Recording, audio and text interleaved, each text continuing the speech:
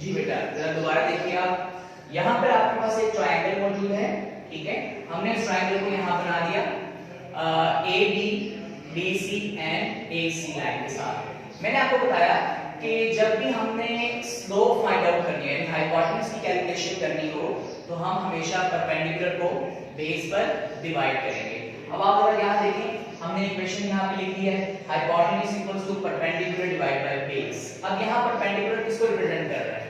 Perpendicular represent कर रहा है लाइन BC को, लाइन सेगमेंट BC, और बेस क्या है यहाँ पर? Line segment AC। जी आई होप आपने इसको क्लियर कर लिया होगा।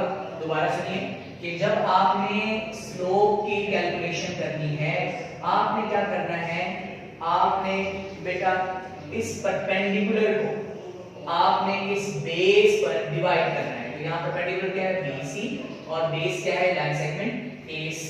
तो ये इक्वेशन है आपके पास जी। अब हम इसको आगे लेके चलते हैं। जैसे मैंने अभी आपको बताया कि लाइन सेगमेंट BC किसके बराबर है, ठीक है, BD माइनस CD, इसी को हम आगे लेके चलेंगे जी। बस अब आपने वैल्यूज पुट करते रहना है और आंसर निकाल लेना है जी।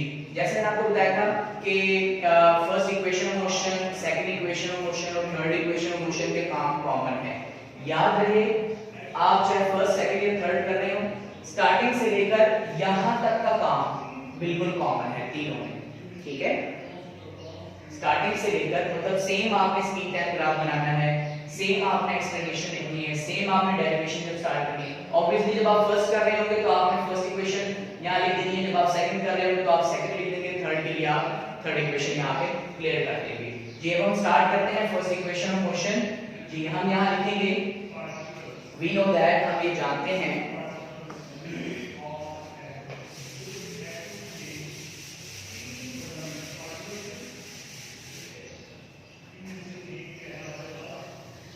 इक्वेशन डिसाइड करेगी कि आप फर्स्ट कर रहे हैं या सेकंड कर रहे हैं या थर्ड कर रहे हैं। फॉर एग्जांपल अगर आप हेडिंग नहीं देते और आप एज इट इज इसको यहाँ तक लिख देते हैं, तो इससे बिल्कुल नहीं पता चलेगा कि आप कौन सी इक्वेशन आगे कंप्लीट करेंगे जी। वी नो दैट, हम ये जानते हैं, जैसे मैंने अभी आपको एक स्लोप का कांसेप्ट दिया, हम ये जानते हैं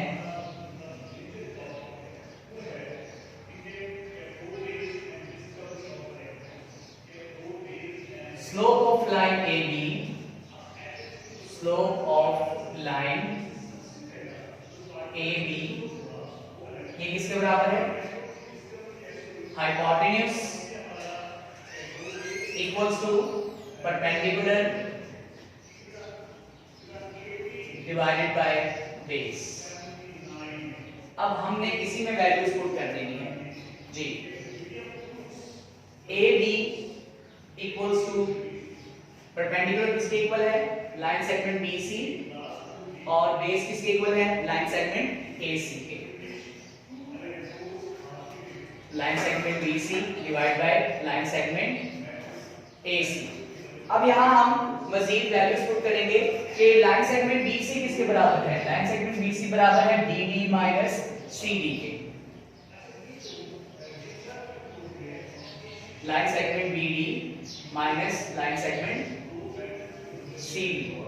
line segment AC as it is रहने दें, या फिर आप अगर आप और से देखें, AC हमने शुरू में बता दिया था कि OD के बराबर है, आप चाहे इसको AC ही रहने दीजिए, लाइन सेगमेंट AC।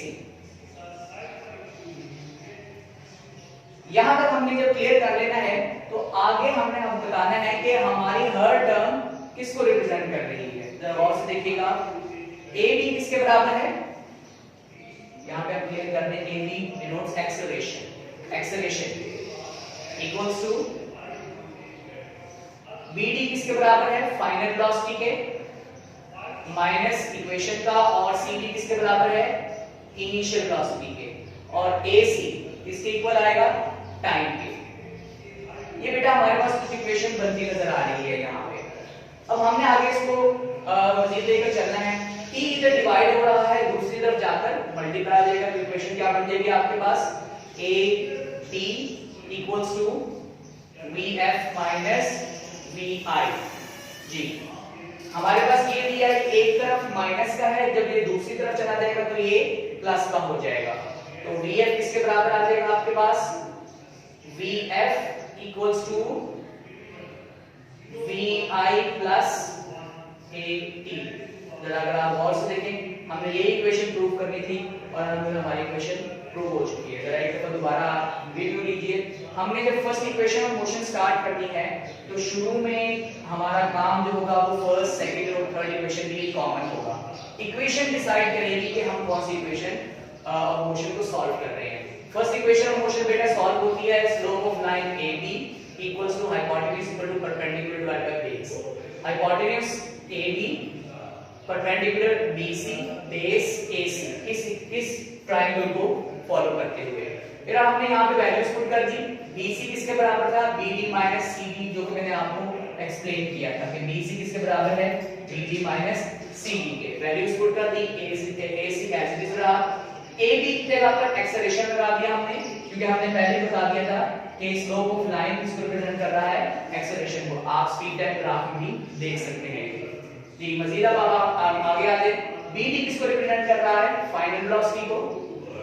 जी माइनस CD किसको रिप्रेजेंट कर रहा है? इनिशियल वेलोसिटी को। और AC किसको रिप्रेजेंट कर रहा है बेटे? टाइम को। वैल्यूज लगाने के बाद अब हम इसको आगे लेके चले हैं। 3 से डिवाइड हो रहा है, दूसरी तरफ मल्टीप्लाई हो गया, तो ये बन जाएगा AT equals to VF minus VI। VI equal के राइट साइड पर नेगेटिव है, माइनस का है, जब ये दूसरी तरफ चला जाएगा तो ये पॉजिटिव हो जाएगा। तो बेटा ये आपका फर्स्ट इक्वेशन ऑफ मोशन है।